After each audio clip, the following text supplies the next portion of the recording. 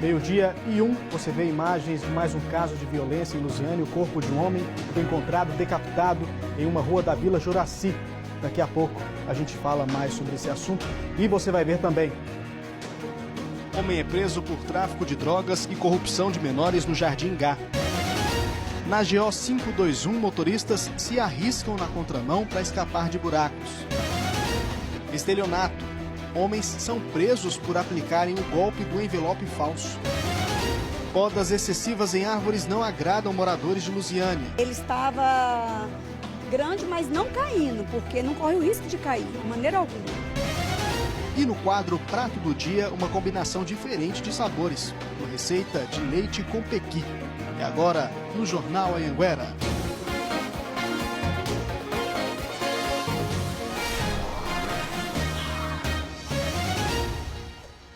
Olá, muito boa tarde para você. Obrigado pela sua companhia neste sábado, dia 21 de janeiro. E os moradores da Vila Juraci, aqui em Lusiânia, acordaram assustados por causa de um crime bárbaro. O corpo de um homem foi encontrado decapitado em uma rua de terra no bairro. Os moradores chamaram a polícia, que ainda faz buscas no matagal próximo na tentativa de encontrar a outra parte do corpo. Cães farejadores do Corpo de Bombeiros ajudam o trabalho da polícia. Até o momento, a vítima não foi identificada porque estava sem documentos pessoais. E um morador aqui de Lusiânia foi vítima de uma das modalidades mais conhecidas do golpe, do golpe do falso depósito, ou do envelope vazio. Tudo aconteceu depois que ele anunciou a venda de rodas de carro na internet. O comprovante de depósito bancário foi entregue pelos compradores, mas o dinheiro não entrou na conta do vendedor porque o envelope estava vazio. 3 homens foram presos suspeitos de estelionato. De acordo com a polícia, Bruno Mídoa, Douglas Vitor Lopes e Iago Alexandre Ribeiro viram um anúncio da venda das rodas na internet, realizaram um depósito com um envelope vazio e entregaram um comprovante para o vendedor. No mesmo dia em que pegaram as rodas, os 3 homens fizeram um novo anúncio para vendê-las. Mas ao descobrir que se tratava de um golpe, o vendedor procurou a polícia. Eles tentando fazer um negócio para a compra dessa mercadoria, né? O verdadeiro dono da roda com os golpistas fazendo um negócio, foi quando a gente acionou a nossa polícia, né, a P2, que a gente chama, a inteligência da Polícia Militar aí. Os homens vão responder por estelionato. Se condenados, podem pegar até 5 anos de prisão. E no Jardim Gá, a polícia também prendeu um homem de 20 anos por tráfico de drogas e corrupção de menores. Segundo a Polícia Civil, o Everton Crispim dos Santos, de 20 anos, foi encontrado com pedras de crack, tabletes de maconha e cocaína. Ele também é suspeito de usar menores no tráfico de drogas na região. Vamos mudar de assunto agora. Um serviço de poda de árvores na porta de uma escola estadual no centro de Lusiânia está provocando polêmica. Era para retirar alguns galhos, mas o que aconteceu foi bem diferente. Algumas árvores ficaram apenas com os troncos. A falta de sombra e a mudança na paisagem estão ao foco aí da reclamação dos moradores. Aqui dá para ver como eram as árvores antes da poda. Olha só agora. Quase todos os galhos das 2 árvores foram cortados. O que não agradou nada os moradores. Eu acho que o que estava precisando nessas árvores era uma poda de limpeza. Porque você veja bem que você não tem problema aí com fios, né? O sistema radicular da mamanguba pode ser agressivo, mas também tem como conter isso, né? E poderia ter feito uma poda realmente nelas, mas não mutilada da forma que estão. A Marilene cresceu brincando nas árvores. Ela tem um comércio bem na frente e está revoltada com o corte. Simplesmente eles acabaram com a árvore, dizendo que estão fazendo uma poda, mas eu nunca vi uma poda que você tira a zero praticamente as árvores. Os moradores mais antigos contam que aquela árvore tem mais de 40 anos. Essa outra, mais de 30. E o principal problema que eles reclamam é que eles não vão ter mais a sombra que essas árvores faziam para quem estaciona aqui embaixo ou até mesmo passava pelo local. O responsável pela poda afirma que foi necessário cortar os galhos porque eles colocavam em risco quem passava pela rua. Os vizinhos estavam com medo que ela caísse sobre a casa deles. Você pode olhar no tronco da árvore que ela está ficando já torta. E aí ela está muito perigosa de cair. Por isso que foi solicitada a poda e a gente veio fazer a poda aqui. A espécie das duas árvores é munguba. Uma das características são as raízes fortes. Aqui, elas já quebraram parte da calçada. Esse engenheiro agrônomo explica que elas não são recomendadas para áreas urbanas. Que é uma árvore que tem raízes que danificam o asfalto, danificam as construções, os muros, as casas e as calçadas. Ele estava grande, mas não caindo, porque não corre o risco de cair, de maneira alguma. Bom, em nota, a Secretaria de Meio Ambiente de Lusiânia informou que a poda dessas duas árvores que nós mostramos na reportagem foi feita a pedido de alguns moradores e do diretor da escola que fica ao lado, a Antônio Valdir Roriz. Devido ao risco de acidentes, a equipe da Secretaria identificou que a estrutura das árvores não é apropriada para o local e que a poda foi necessária para evitar a queda das árvores em caso de ventanias e chuvas fortes.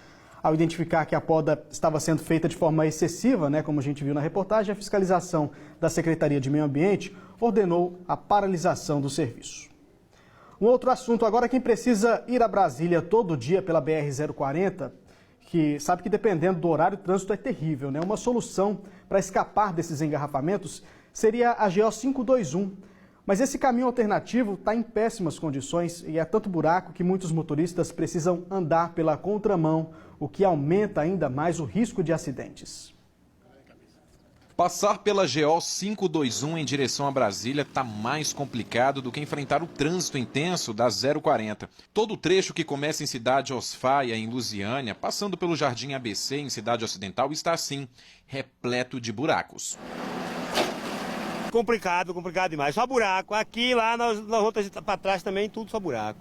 Acabou o carro tudo. Um dos trechos mais complicados está na rotatória que dá acesso ao povoado do Mesquita. Quando o motorista chega nesse ponto, não consegue concluir o trajeto. Aí é preciso passar pela contramão. Até os caminhoneiros fazem o gato.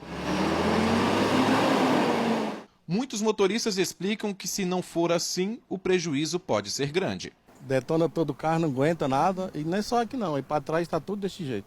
Teve gente que já presenciou o acidente. O acidente foi porque o rapaz passou na contramão e o caminhão pegou de frente. Para fugir dos buracos, aí aconteceu. O que também chama atenção é que no trecho do Distrito Federal a rodovia fica ótima, nada de buracos. Um contraste que não deveria acontecer. A gente paga imposto, paga IPVA, paga pedágio nesse país e sempre continua do mesmo jeito. Em nota, a GETOP, a Agência Goiana de Transporte e Obras, disse que as obras lá na GO 251 foi suspensa por falta de repasse do Tesouro Estadual para o Fundo de Transporte.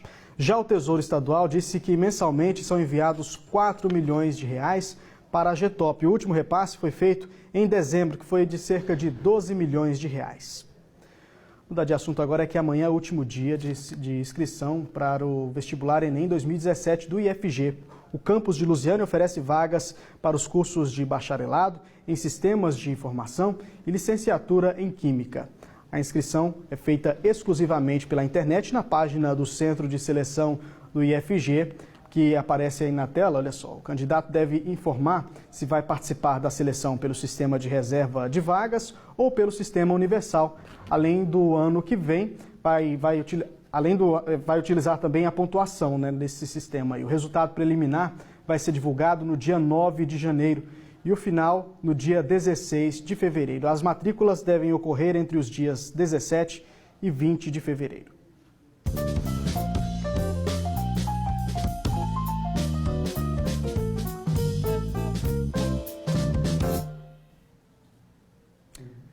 E hoje no Prato do Dia nós vamos ensinar duas receitas para quem é fã de pequi, leite com pequi e também de din-din com o fruto. A Valéria, moradora aqui de Lusiânia, mostrou para a repórter Luma Soares e o cinegrafista Adeildo Martins como que é essa combinação. O pequi é encontrado com fartura nesta época do ano. O fruto de sabor marcante é símbolo da culinária goiana. Ele é o ingrediente principal de muitos pratos. As combinações com o arroz e com o frango são as mais tradicionais. Já os cozinheiros mais ousados arriscam o pequi até nas sobremesas. E nesse mundo de sabores tem sempre novidades. E o ingrediente principal da receita, o pequi, já está separado. Quem vai ensinar pra gente é a Valéria. Valéria, essa é uma receita que vem de família, né? Sim, vem de família há muito tempo. Quantos anos, mais ou menos? Olha, acredito que vem da minha bisavó. Então vamos aos ingredientes. Você vai precisar de 1,5 litro de pequi, 2 litros de leite, 3 colheres de sopa de açúcar e sal a gosto. O primeiro passo é cozinhar o pequi na água por no máximo 10 minutos. Depois, espere esfriar e comece a raspar a polpa. E uma dica: somente a parte de cima mesmo da polpa, porque senão você encontra a parte que tem o espinho do pequi. Em seguida, amasse bem a polpa do pequi. Depois, coloque na panela e acrescente o leite, o açúcar e uma pitadinha de sal. Mexa bem e deixe no fogo por mais 15 minutos ou até levantar fervura. E o pequi com leite está prontinho, olha só. Está bem consistente. E desse caldo, a Valéria vai aproveitar para fazer din-din. Valéria, como que surgiu essa ideia também de aproveitar para fazer o din-din? Bom, porque meus avós aproveitavam, que naquela época não tinha muito essa coisa de sorveteria, e reuniam todos os netos para aproveitar. Assim como faziam abacate com leite, aí eu aproveitava também para fazer o pequi com leite. Para fazer o din-din, é só bater o pequi com leite no liquidificador por cerca de 20 segundos. Depois, despeje nos saquinhos. Aí é só colocar no freezer por aproximadamente 2 horas. E o bom do pequi com leite é porque você pode optar em tomar tanto quente quanto frio. Vou colocar um pouquinho agora, acabou de sair do fogo.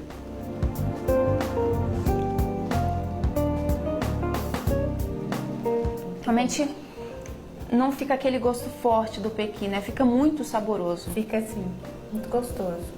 Lembra a infância, gostinhos da infância.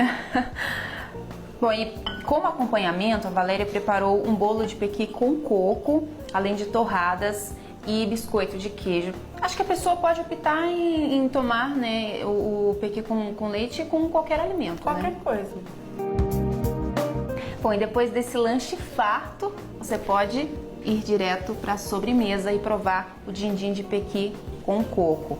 Vamos ver como é que tá. Tem um gostinho leve de pequi, né? Assim nem parece, leve, né? Muito leve, quase não percebe o pequi.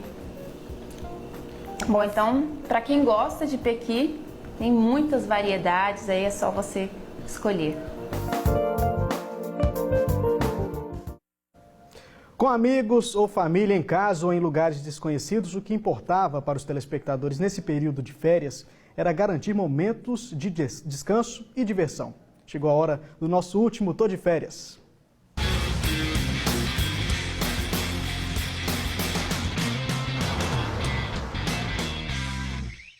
A Raíssa, moradora de Valparaíso, não viajou, mas aproveita as férias para ficar com as primas e passear no shopping. A foto com a Lemília e Gabriela foi tirada na hora do lanche. O morador de Lusiânia, Vinícius, e toda essa turma aí é só animação. Eles aproveitaram que estavam em Correntina para curtir um swing baiano no show do cantor Léo Santana. Agitadas também estão as férias de Luciana com a família. Todos estão lá no Ceará, nas dunas de Canoa Quebrada. Já o período de férias do Samuel está mais sossegado. Ele está preferindo relaxar numa rede e admirar as paisagens de Alexânia. Lele e o namorado não desgrudam. Eles aproveitaram a tarde de sol às margens do Lago Paranoá, em Brasília, para reforçar ainda mais essa união. Aproveitem! Pausa para os comerciais e você vai ver a seguir o drama de uma mãe que procura pelo filho e não dá notícias desde o ano passado. 12h15, a gente volta já.